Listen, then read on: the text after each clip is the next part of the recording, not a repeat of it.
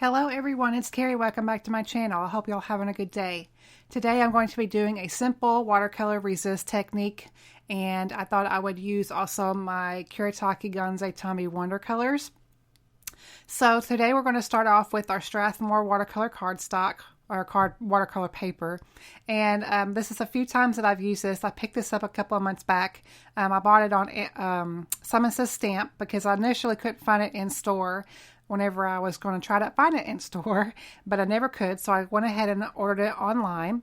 And I'm going to go ahead and just temporarily tape my panel down here. I'm going to do my greeting first, or my sentiment, and I'm going to go ahead and emboss that.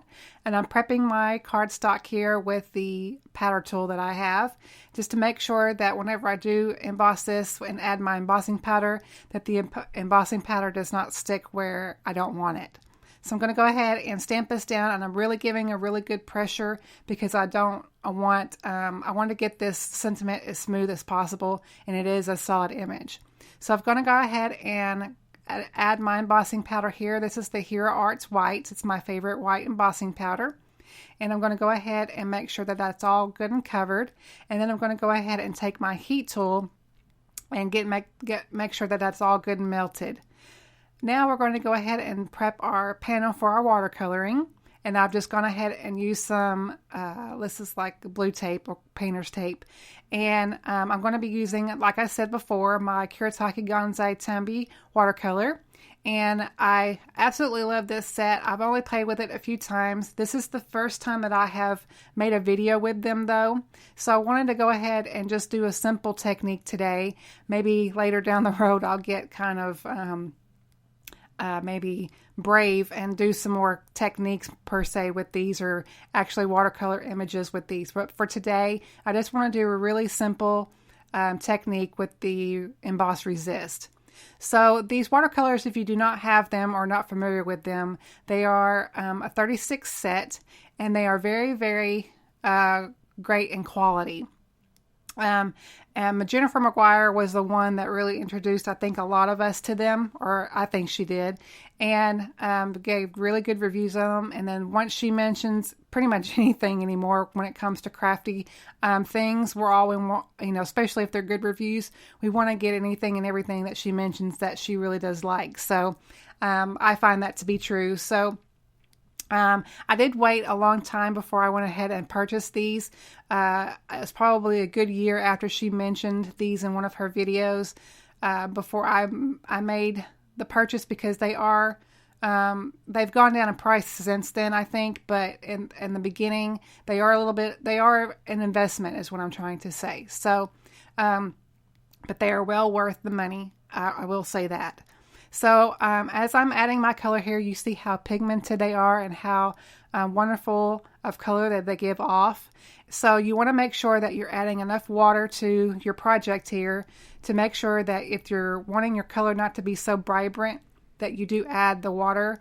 And if you do, obviously you don't want to add as much water as before. So I've just went ahead and used two colors, and I also made a third color because I tried to blend them together. And now what you're seeing is I have taken the shimmery white shade in here, and I am getting my paper good and wet in just areas, and I'm going to speckle this shimmery shade on here. It's very, very pretty, and I didn't want the shimmer all over. I just wanted it in spots.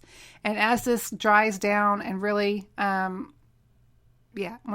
whenever it dries down, I will show you throughout the video, the rest of the video, how shimmery and such a cool effect that it gives off. You see right there it just has speckles of shimmer all over the panel, and I think that's really cool. I did let this air dry, and as hard for me as that was, I wanted to get the organic look of a watercolor. So I've gone ahead, as you saw, and I've gone ahead and cut my panel down. I'm going to be making a 5x5 square card. So I'm cutting down my cardstock here. This is my favorite white cardstock. Pretty much every video I use this cardstock. This is from Paper Tray Ink, and it's the Stamper Select white cardstock. So I've gone ahead and cut that down, and now I'm going to go score my card base at 5. And I'm going to make sure I've got a good crease on that. And so I wanted to add just a little bit of color behind it, just to make it white pop off that white card base. So I'm going to cut down a piece of black cardstock here just to give it a small panel behind that main watercolor panel that we did. And it's really going to help set apart the panel against the white card base, and you will see that here.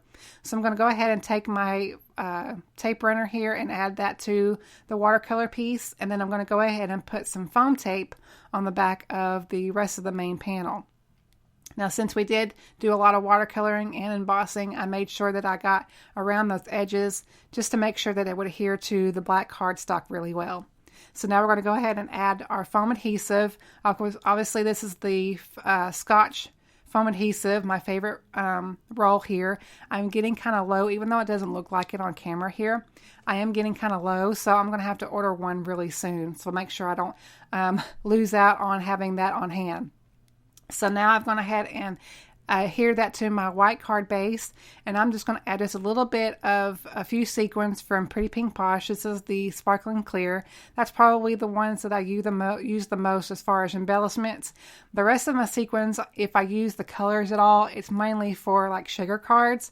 Very rarely do I use them as embellishments over my cards. So because I like the clear sparkling clear ones because they are versatile and they go with pretty much everything. So I'm using my bling adhesive for that because it is really small to adhere these sequins onto, and it's better for me to do this than to add glue. I just have a hard time doing glue and trying to get these sequins onto my projects. I have fumbly fingers because of that. So I just find this is a lot better. So that completes our card for today. I hope you all enjoyed this tutorial. If you did, go ahead and give it a thumbs up for me. I would love for you to subscribe if you would, and I will catch you on my next video. Thanks for watching.